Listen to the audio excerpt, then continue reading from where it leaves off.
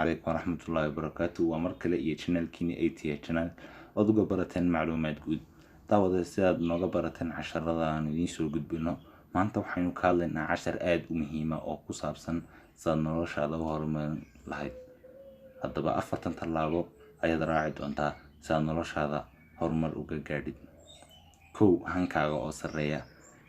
oo sareeya waxay keenaysaa inaad nolosha meel ka gaadhid sidoo kale inaanad ku mashquulin waxyaabaha yaryar ee soke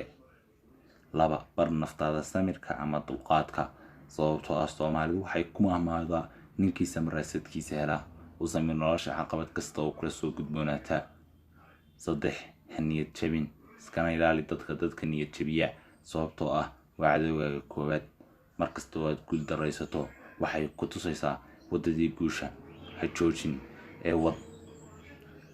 afar dadaal oo kuna dadaal waxaad rabtay inaad meel ka gaadhid mahmaa Soomaaliyeed ayaa waxay tiraahdaa dadaal xaaj cabaas waa gaadha waana dhaafaa marka daawada waxaan rajaynayaa inaad wax badan ka faa'iiday saad ula socoto video kale oo dhiirigelin ah fadlan subscribe saar kambalelka furo.